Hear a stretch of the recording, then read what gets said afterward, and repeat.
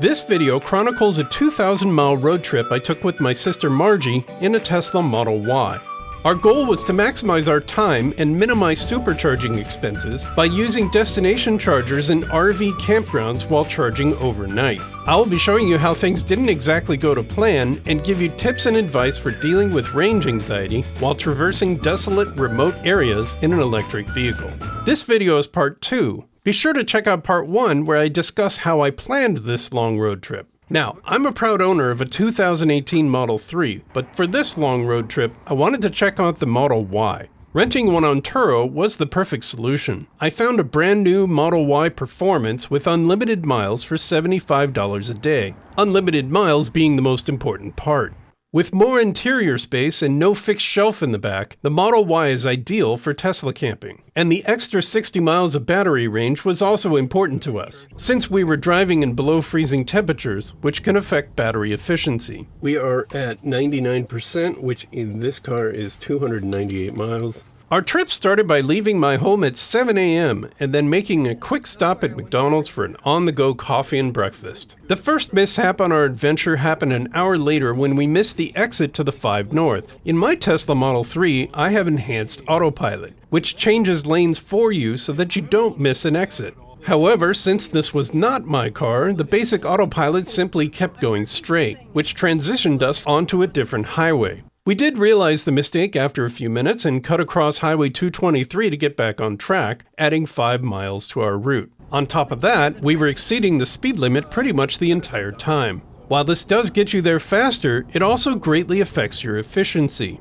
You see, air resistance is a major factor at higher speeds. The force of drag increases with the square of the velocity, meaning that doubling your speed quadruples the energy needed to overcome drag. According to the study done by Geotab, an EV sedan traveling at 85 miles an hour results in a 23% decrease in range compared to traveling at 65 miles an hour. All of these issues added up to us not being able to make it to Harris Ranch as my planning had predicted. Now, a quick 5-minute supercharge at Buttonwillow was all that was needed to fix that. We arrived at 9:06 a.m. with a 38% state of charge and left 5 minutes later with a 53% state of charge. Now, the way to find out how much time you actually need is to set your destination and then look at what you're going to have when you reach that destination. So when that hits about 10%, I'd say we're good. Since a better route planner assumes you will be going the speed limit, it may be a good idea to tell it that you plan on driving faster than the speed limit to get more realistic estimates. Under Settings, you can specify the reference speed in percentage. With the reference speed set to 100%, it estimates that I will arrive at Harris Ranch with 28%. However, changing the reference speed to 120% changes this to 16%, which is a significant difference of 12% lost to increased aerodynamic drag. We arrived at the Harris Ranch Supercharger in Coalinga at 10:13 a.m. with a 10% state of charge. We left with an 82% state of charge. This is the location of the very first Tesla Supercharger. And the cabinet, there was a white cabinet right here. And now all that remains is this.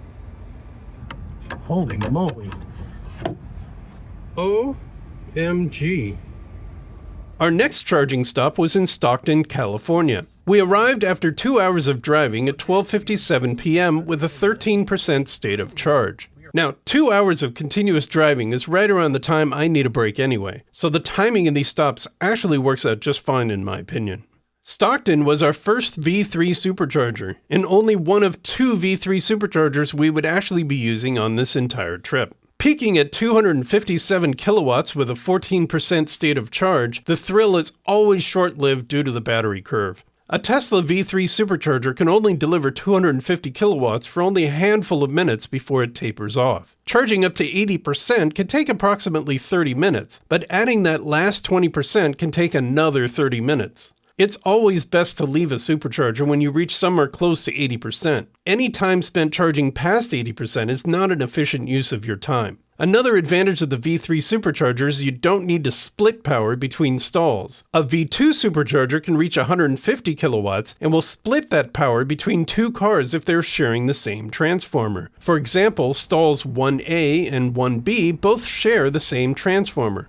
A busy V2 supercharger location may only be delivering 75 kilowatts if both cars have a low state of charge. Keep this in mind when choosing a stop to supercharge, if you have a choice at all. Although, to be honest, the difference will be only 5 to 10 minutes, so don't stress out over it too much. Also, keep in mind that waiting in line for a V3 supercharger is much slower than actually charging at a V2 supercharger. We pulled out of Stockton after 48 minutes of supercharging because not only did we have lunch, but my sister did some grocery shopping as well. This meant that not only did we leave with a 93% state of charge, but this would also be our last supercharging stop for the entire day. Our next stop was at the Gold Discovery Museum. This museum is located near the Sutter Mill site, which is where James Marshall discovered gold in 1848. This triggered the California Gold Rush, which played a significant role in shaping the development of the American West. Moving on, we crossed over the Sierra Nevada mountains on Interstate 80 through Donner Pass. Now, it would have been nice to see the scenery, but the sun sets around 5 p.m. in winter, so we ended up driving this stretch of road in complete darkness, which, was kind of a bummer. We arrived at the Western Village Inn and Casino in Sparks, Nevada at 6:39 p.m. with a 7% state of charge. Now, they have one Tesla destination charger and two J1772 chargers, all of which were available when we arrived. We plugged into the destination charger and the car was fully charged 7 hours later. Now, I just happened to wake up at 2 a.m., so I decided to move the car so that someone else can use the charger. Turns out that at 6 a.m. when we left, this cool-looking Model 3 was plugged into the destination charger. So I guess it was a good thing I moved the car. We hit the road on day 2 starting at 6:08 in the morning, and our first stop, once again, was breakfast at McDonald's. It is 6:11, 39 degrees outside. We will be taking Interstate 80 east towards Salt Lake City. This is a historically significant route as this is part of the California Trail and shares parts of the Lincoln Highway as well. This route, along with the Donner Pass that we drove through the night before, was how thousands of pioneers traveled westward to California during the mid-19th century expansion of the United States. It also happens to be where the first Transcontinental Railroad was completed, and the first Transcontinental Telegraph and telephone lines were completed.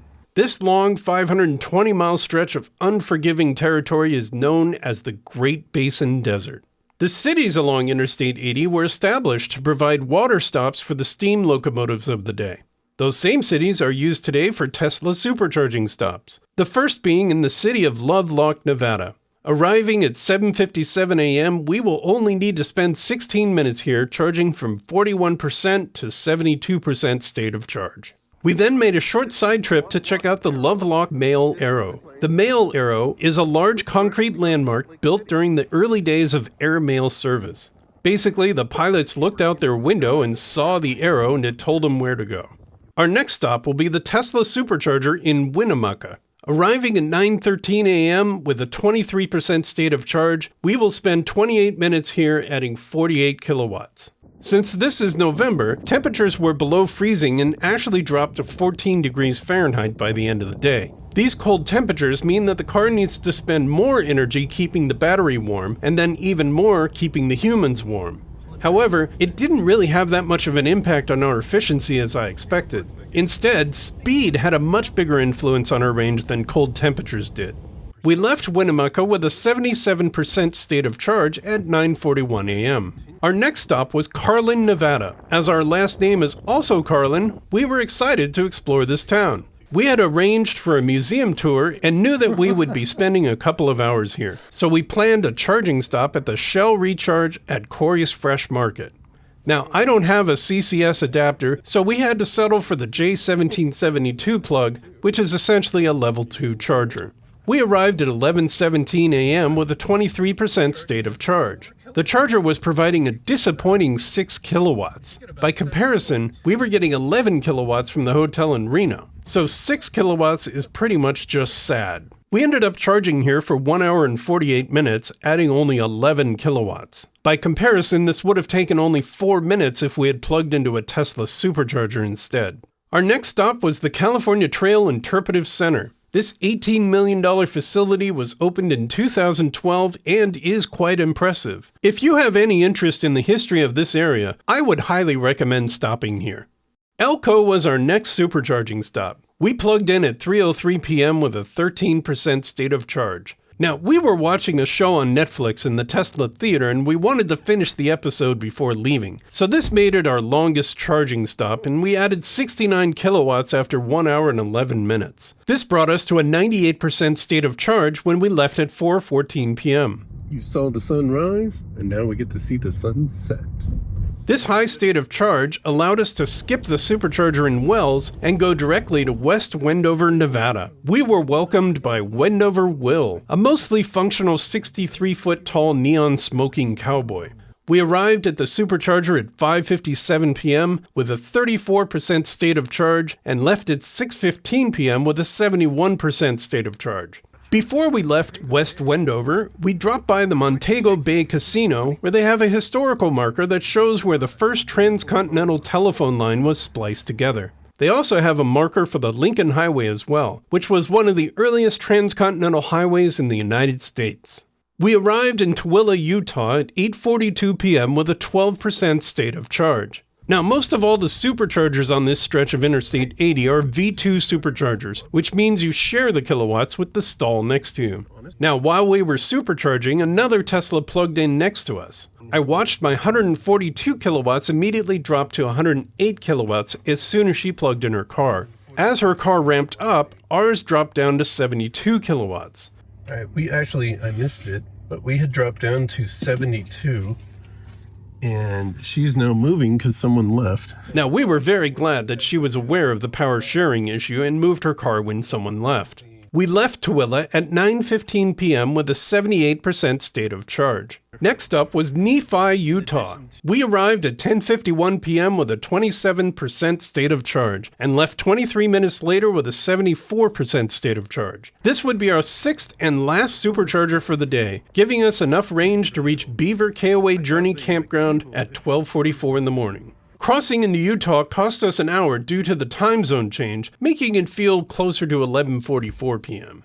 Since we were Tesla camping that night, we needed to plug in and rearrange the car for sleeping. After finding our campsite, we quickly plugged in with only 14% state of charge. However, camp mode cannot be enabled below 21% state of charge. Thankfully, the campground's 50-amp service delivered a steady 7.6 kilowatts, which is the most you'll get with the Tesla mobile connector. It was an hour later when we finally had enough juice to enable camp mode. One tip I've learned from Tesla camping is to bring an electric blanket for your feet, since the car's airflow doesn't quite reach the back. RV campsites usually have standard outlets, which is perfect for this. Try using a flat extension cord, as it will need to pass through the closed door. If you want to learn more about Tesla camping and RV campgrounds, be sure to check out my other videos on this channel. Now, we slept pretty well that night after a 19-hour day of driving. We woke up at 7:30 a.m. When you don't cover the windows, you pretty much wake up when the sun rises. The car had added 43 kilowatts during the 7 hours we were plugged in, putting us at a 67% state of charge. This is somewhat disappointing as we had originally planned on charging up to 100%.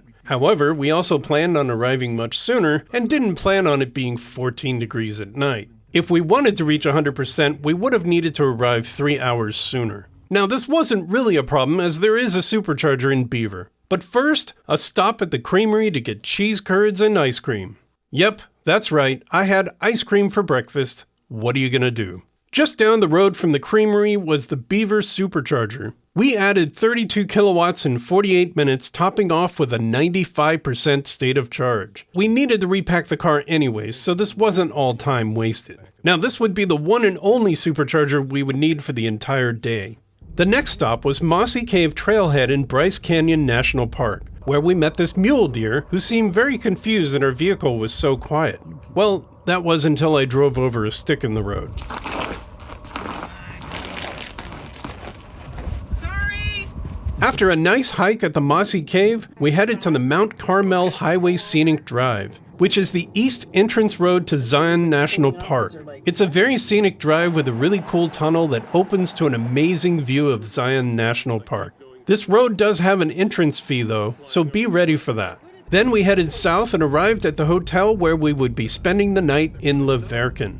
We arrived at 3:34 p.m. and plugged into the destination charger at the Quinta Inn and Suites. This one is wired for maximum output, delivering 10 kilowatts, which is very good for a destination charger. We spent the rest of the day with Margie's friends, plugging back into the destination charger at night so that we would have 100% state of charge the next morning. We were at 100, but I ran the defroster, which apparently took 3%. The car originally predicted that we would need to charge in Prim, Nevada, but things didn't work out that way, mostly since we were driving faster than the posted speed limit. The car was telling us that we needed to stay under 75 miles an hour to make it to Prim. Instead, we decided to stop in Las Vegas. We arrived at the Tesla Supercharger Las Vegas Grand Central Parkway with a 24% state of charge. This is a V3 charger, so nobody is splitting, but unfortunately, there is a wait. To make things worse, the mall was still closed and the restrooms were locked. However, I did discover the employee restroom behind this authorized personnel only door, should you find yourself stuck there. We left Las Vegas with only 60% state of charge, but that was plenty enough to get to Baker, California, where they have 40 V2 superchargers. We only spent 10 minutes in Baker, which brought our state of charge from 24 to 49%. Where we really wanted to stop for lunch was at EddieWorld in Yermo. I love EddieWorld as they have good food, reasonable prices, and clean restrooms. We arrived at 12:14 p.m. with a 23% state of charge. This site was also built in 2017 and has 18 V2 stalls. At the time, 18 stalls seemed huge, especially considering most superchargers back then had only 4. But given the popularity of this stop between Los Angeles and Las Vegas, 18 stalls is definitely not enough anymore. Tesla knows this and has installed temporary urban chargers to help alleviate the congestion at this stop. They have also added 40 more V3 superchargers down the street at Sunrise Canyon Road. Now, when we stopped at EddieWorld at noon, there was a 5-minute wait, and stall 2B was out of order. Okay, we just happened to luck out because the 2A is broken, and we're at 2B. So we're the only one getting 150 kilowatts. Everyone else is splitting their 150 kilowatts and the 72 kilowatts. We left Yermo at 12:38 p.m. with a 75% state of charge. This would be more than enough for the 127 miles needed to get home. Now, we did hit traffic, of course, but that's to be expected on a Sunday returning from Vegas. The one good thing about slow traffic is that it improves your efficiency. We arrived home at 3:12 p.m. with a nice, comfortable 26% state of charge.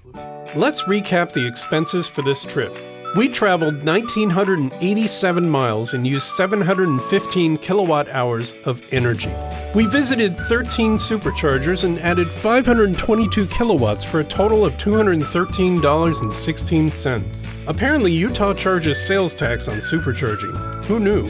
For the car, we paid Turo $439.06, which is 5 days at $75 plus insurance and other fees. Considering we added 2,000 miles to the vehicle, that was a good deal. For lodging, we paid $75.78 for a night at the Western Village Inn and Casino, which included 70 kilowatts of Tesla destination charging, saving us $32 in supercharging. The second night, we spent Tesla camping at the Beaver KOA Journey RV Campground. This cost $50.81 and included 43 kilowatts of charging, saving us $19 in supercharging. Now, this should have been more, but we didn't spend enough time in Beaver to get a full charge. On the third night, we spent $115.24 at the Quinta Inn and Suites in Verkin, which included breakfast. We added 60 kilowatts at their destination charger, saving us $25 in supercharging. Since we left home with 100% state of charge and arrived home with a 26% state of charge, we saved $40 in supercharging by adding those 130 kilowatts at home at the much lower rate of 11 cents per kilowatt.